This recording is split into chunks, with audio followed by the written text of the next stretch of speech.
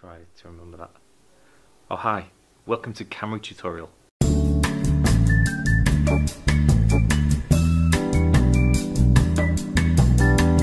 So setting the exposure is probably the most daunting of the three things that you're going to need to learn how to do, but it's quite simple if we just break it down into some simple steps.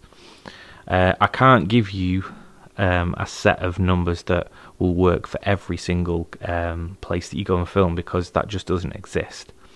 So instead, I'm going to show you the process to getting a really nicely exposed shot.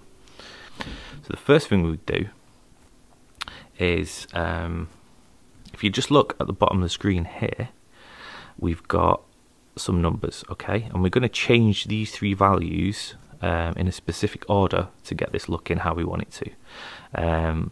So the first thing we would change is this number here, which is the shutter speed. Now it's already on the right setting, but that always needs to be on 50. Okay, that never changes. Doesn't matter what the conditions, that always needs to be on 50. Okay, so once you've set that, you then change the ISO, which is this number here. Now that's going to make the camera more or less sensitive to light.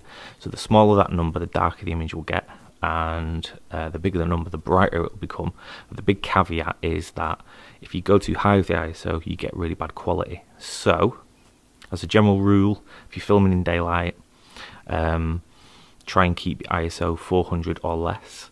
If you're filming at night and you don't have a lot of light to work with, you can use ISO 800, but don't go any more than that because your footage will be unusable. Okay, so the way you change that is you hit this Q button, and then at the bottom there is the ISO.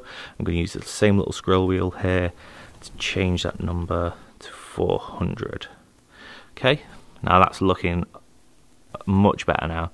And can I just say at this point as well, obviously there's no weird reason why I've got a picture of Phil wearing a beret in a gold frame, you know, so we can just skim over that. Okay, so we've got that looking a lot better, and then what we do is we fine-tune the exposure with this number here, which is the aperture. Okay, that basically works in a similar way to the ISO, except it does not affect the image quality in any way. Okay, so the way you change that is you hold this AV button down and use the same scroll wheel we've been using here. So there we go. That's looking pretty nicely exposed now. Okay, so that's how you set the exposure. The next thing you would do is compose your shot. Okay, so you've noticed we've got some grid lines up here, and that's set to the rule of thirds.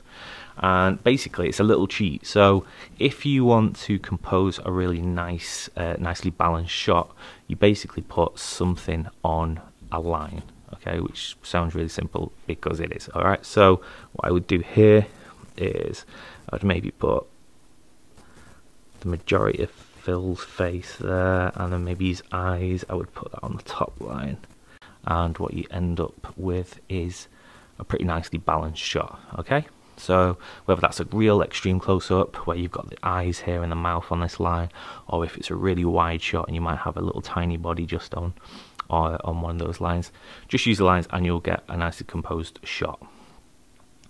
And then lastly, you need to get this in focus. Okay, so the way you do that is you see this little white square, you've got some buttons here, you move that over the area you want to focus on, and then we've got a little magnify button just here, and if I press that twice, I'm then going to use the front of the lens to pull that into sharp focus, and press the same button again, and then that is now in focus and I'm ready to shoot. This is the bit of the lens that zooms, and this is the bit that focuses. So that is now in focus and you're ready to shoot. Incidentally, that's the button to record and that's the button to stop. Congratulations, you can now film.